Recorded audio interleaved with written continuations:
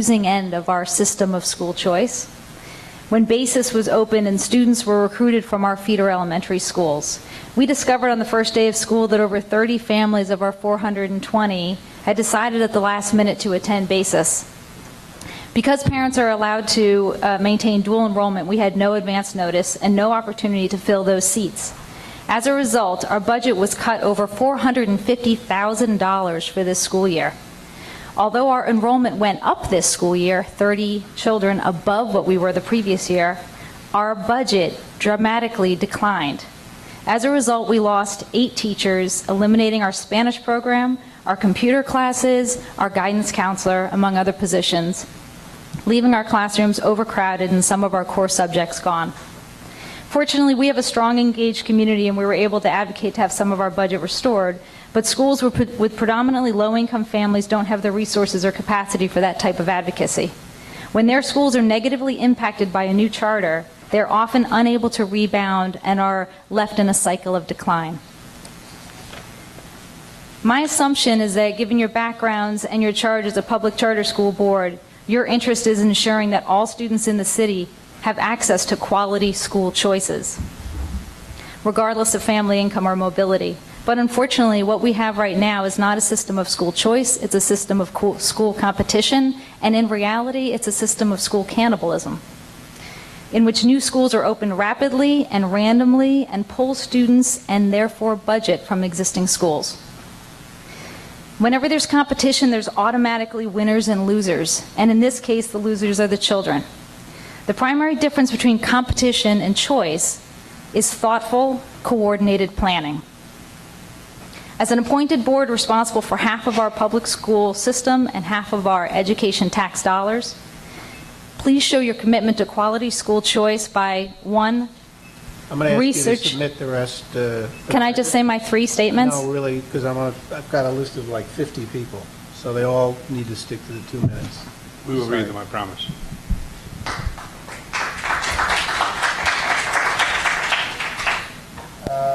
Susan Wells.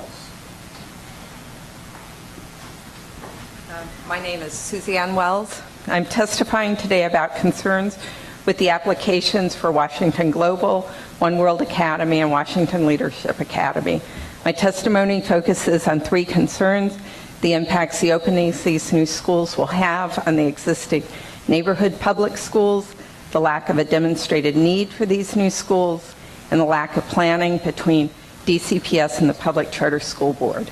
The neighborhood middle schools in Ward 6 have been particularly hard hit by the openings of Washington Latin and last year BASIS. In Ward 6, DCPS and the community have been working very hard to strengthen Stuart Hobson, Elliott Hine, and Jefferson.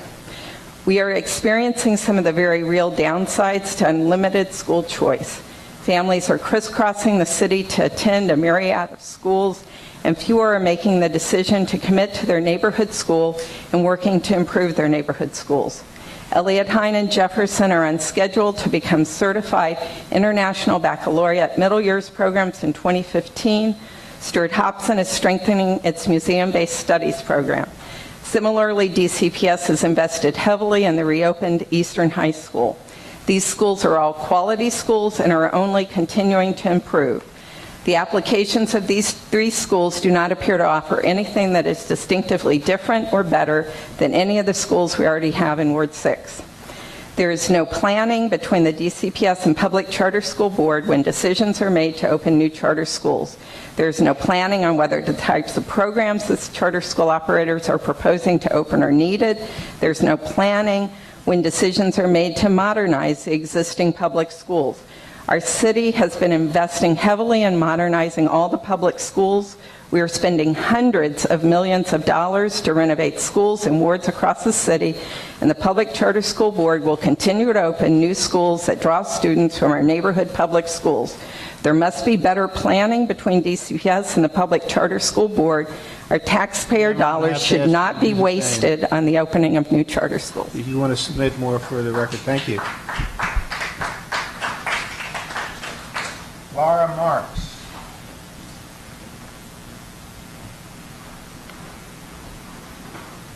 Hi, good evening. Thanks for allowing me time to comment. I had originally intended to speak exclusively about the Washington Leadership Academy application, specifically in regard to their intent to pursue as their upper school location the Imani Temple site on Capitol Hill, which is across the street from my house. But after the April ANC meeting where they presented, I think I was left with more questions than answers about the need for their particular program. But many of my concerns apply to all of the schools that we've heard from today. I'd summarize these concerns as: 1, no demonstrated need for these programs; 2, detrimental impacts on the existing public schools; 3, a complete lack of coordination and planning between the DC educational sectors; 4, the incredibly limited public outreach and opportunity for community input on these applications. Together with DCPS, the Ward 6 community has invested very heavily, both in terms of money and time, in Elliott Hine, Jefferson, and Stuart Hobson Middle Schools, as well as Eastern High School. Why on earth would we, the taxpayers, citizens, and parents of DC, want to undermine that hard work and investment by opening new schools that are going to cannibalize the existing ones we've committed to? Where's the coordination between the charter sector and DCPS that would ensure new charter applicants are filling real, actual gaps in current offerings, rather than needlessly and inefficiently duplicating existing programming?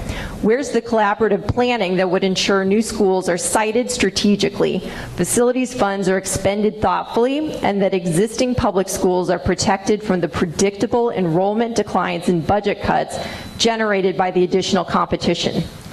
Finally, part of this much-needed collaborative planning process has to be in an improved public engagement effort. What I've seen with regard to the WLA application has really brought to light how little effort is made to engage with our ANCs, to engage with the DCPS school communities, and to engage with the residents. Ma'am, I'm going to have to do the same. Ask you to submit. Thank you.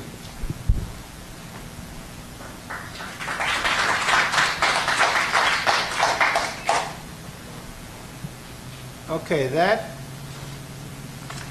is the list.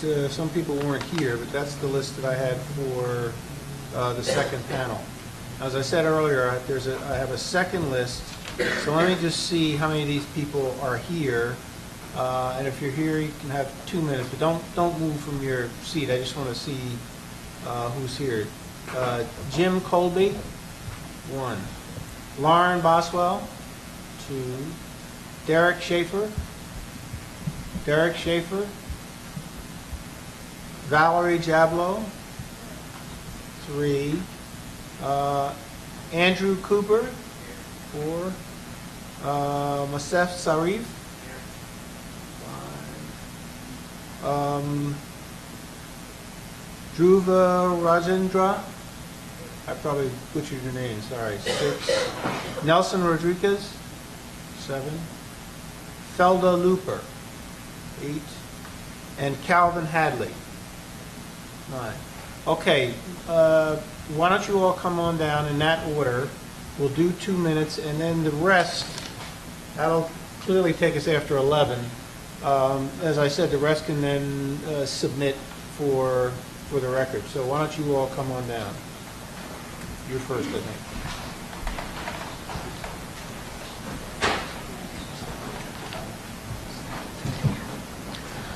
Good evening. My name is Jim Colby, and it's a privilege for me to stand before this board in support of the application of the Washington Leadership Academy for a new charter school. It was also my privilege to represent the state of Arizona in the United States Congress for 22 years. Now retired from Congress, I spend most of my time as a resident here in the district. During my congressional service, thousands of young people of all ages came through my office. Most were there for a fleeting moment, but even with only a brief glimpse, I think most of them returned home inspired by the government they saw here.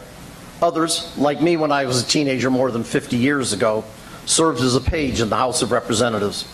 For them, the experience made a lasting, indelible impression.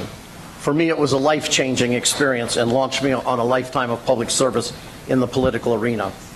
I know the overwhelming majority of the congresspersons would welcome these young people into their offices. They like the freshness they add, the unjaded questions they ask, the enthusiasm they exude. For the young people who participate in this program, it will be a life-changing experience for many, as it was for me. but all of the students will leave the Capitol Hill with a better understanding of how our government works and will be ambassadors wherever they go for our form of government. I can think of no more important legacy for us to leave to the next generation. Finally, let me add that I am a resident of Capitol Hill and active in the community. I believe a charter school with the mission of the Washington Leadership Academy would be enthusiastically embraced by the overwhelming majority of residents. One of the most gratifying changes I have seen during my 28 years on Capitol Hill has been the gradual return of families and school children to the area. The Academy will help accelerate this transformation, one that makes Capitol Hill a more complete neighborhood. Without denigrating any of the other excellent applications for charter schools that you routinely review, I really believe the Washington Leadership Academy has the potential to be one of the most transformative schools in the nation for young people who will learn about our form of government. I urge favorable consideration. Thank you.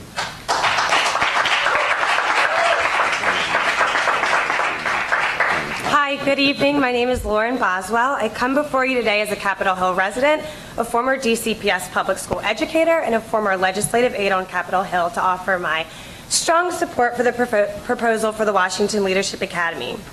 I strongly believe our community needs this school. I spent several years working as a teacher in DC's public schools, and I was thrilled when I saw this proposal. I immediately thought of the young students that I taught who could see the Capitol from our classroom window, but had no idea what it was or what went on inside. Since I worked in my congressman's office while in high school, it inspired me to devote my career to public service. Becoming civically engaged as a teenager not only informed my current career, I now work at the National League of Cities, but also gave me a calling and passion for civic service through high school and college. Being a part of the democratic process is something I wish that could be shared with more DC high school students. I've always thought our schools could do more to take advantage of the educational resources in DC. And when I look at this proposal, I see a school that truly belongs in the heart of our nation's capital, one of the most important cities, not only in our country, but in the world.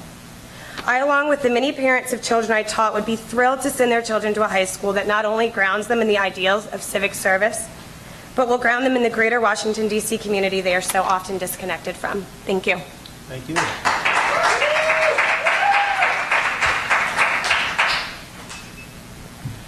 I am Valerie Jablow, Capitol Hill resident for 23 years and a parent of 2 DCPS students.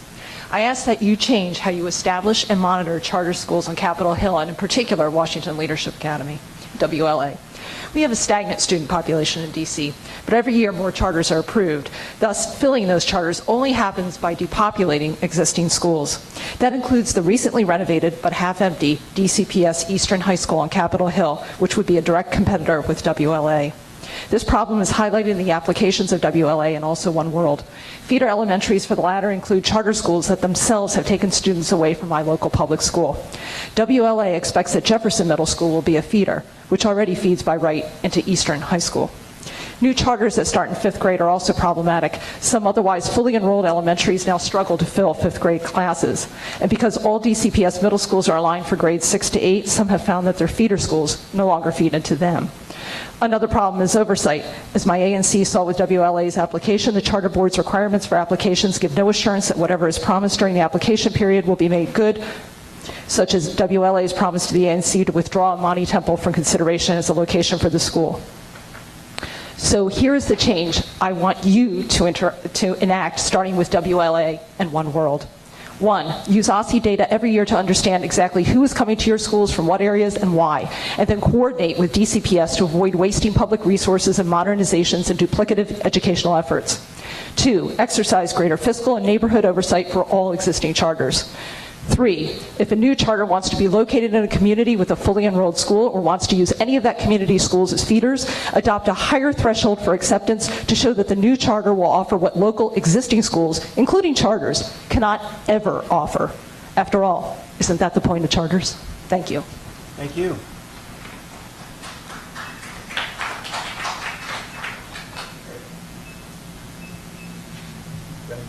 Good evening. My name is Andrew Cooper, and I am come before you today as a resident of Capitol Hill, a public servant with more than 5 years' experience on a congressional committee, and a Washington, D.C. citizen.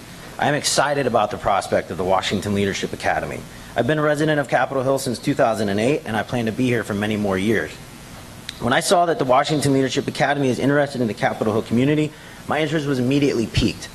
As a resident of Advisory Neighborhood Commission number 6, I know that our city would benefit greatly from a school of this caliber. I don't just speak for myself, but for other residents of the Capitol community, both new and old. We need and want the Washington Leadership Academy. More importantly, the students would benefit greatly from the fruits of an involved community. Knowing the Washington Leadership Academy's plan to involve local residents from the layman to the congressman in their events that feature representatives from all levels of government and the business community, this is the kind of school that we need. Finally, I want to emphasize the benefit the Washington Leadership Academy's focus on public service would have for when my generation and those younger than me are increasingly divided and cynical about public service. As you noted, Chairman McCoy, many students in our nation's city have barely even seen the Smithsonian. I know this because I work for a branch of government that has approval ratings in the low teens.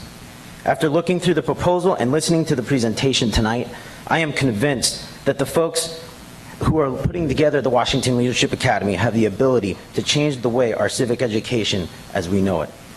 I urge you to approve this application for the Washington Leadership Academy. Thank you. Thank you.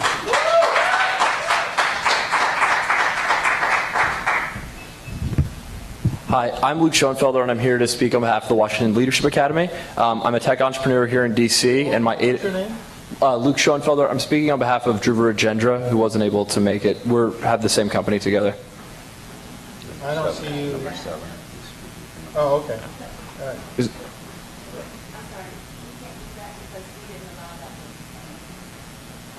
Okay. Sorry. You can submit something for the record. Okay, thank you.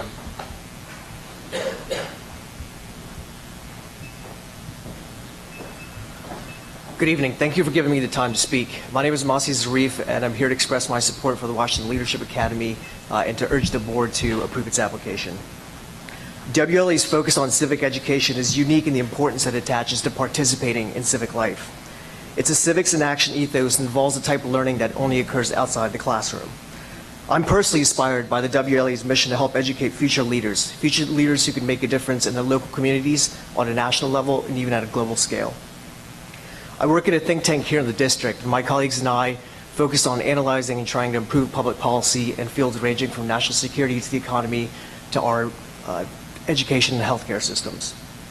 We hire and work with a lot of young people on these issues, and from what I've seen, there are some who inspire confidence that the younger generations will rise to meet the challenges we face. But at the same time, I remain concerned about the general lack of understanding and apathy that's prevalent amongst a lot of folks in the younger generation when it comes to government, when it comes to politics, and the issues that affect us on a daily basis here at home and overseas.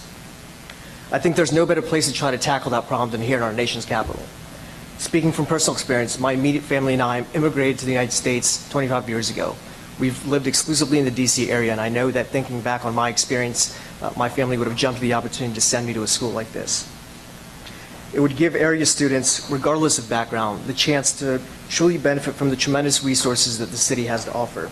It would also help them for success not only in the next step of their journey, but also in helping improve their communities and the country's standing. There's a void here, and I believe WLA is bold and ambitious in trying to fill it. I encourage you to support and approve their application. Thank you. Thank you.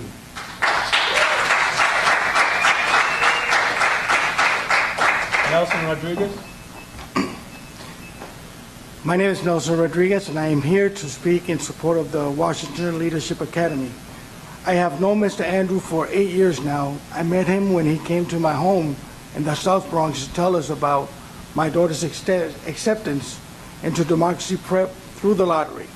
He promised that my daughter and my son eventually would receive, if we was to accept a seat, would receive a quality education and be able to go to the college of their choice. That promise became a reality this past year when my daughter chose to go to Nyack Christian College, the college of her choice. My son had an IEP, and before coming to Democracy Prep, no teacher or administration took the time to help us in trying to figure out how to help my son in school. Instead, the school called Child Protective Services, figuring that there was a problem in the home. When we told Mr. Andrew about that my son was a handful, he smiled and said he'll be fine. A year after that, my son entered Democracy Prep, and Mr. Andrew put together a team of my son's teachers, along with his counselor and other professionals, to pick apart his IEP and come up with a plan that would work for my son. These meetings did not happen only once or twice, they happened as many times as necessary. Under Mr. Andrews' leadership, his school did not call Child Protective Services as other schools did. But they used every resource to help my son in with his school. Now my son is ready to go to college. He has taken all his region and passed them, and he wants to major in social work. Mr. Andrew made all the parents a promise at Democracy Prep that all our children will receive a quality education and their children will be able to go to the college of their choice, and I'm a proven testimony of that. Thank you. Thank you.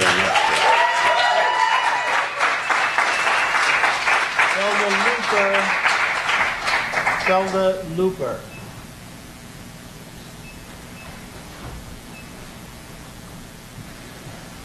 Hello, my name is Felda Looper, and I'm here for the Washington Leadership Academy. And I don't have a written speech. I just want to say, very importantly, that when I was in high school, I had the opportunity to work on Capitol Hill. The experiences there, being able to walk through the offices in Congress and be on the floor of the House and on the Senate, changed my life in so many profound ways. Instead of just going to undergraduate school, I ended up going to graduate school and living and working abroad, traveling abroad, expanding my horizons and learning a whole different way about the world. I think when kids have the opportunity to be engaged in this, it changes them as well. Here I came from a small school, and then I come to this opportunity, and here are kids fighting over the newspaper to find out what's going on because they knew what just happened. Now, how did the press exemplify this? The way the children I worked with changed me, and the way we learned things, it was just a totally different experience.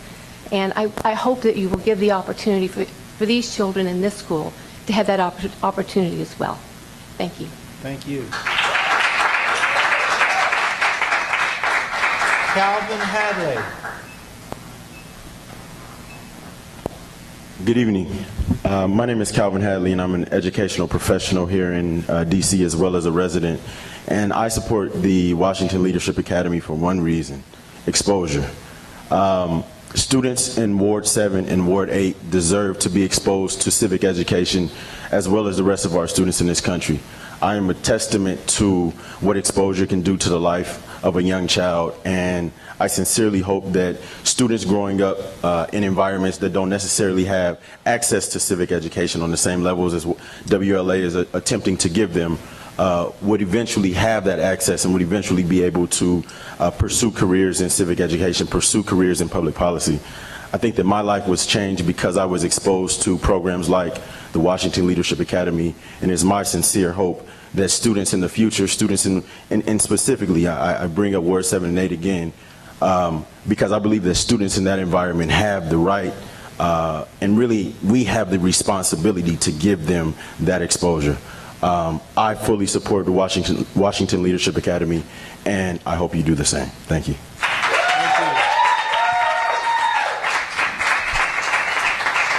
Okay, well that concludes the hearings tonight. If you didn't get enough tonight, we're doing it again tomorrow night.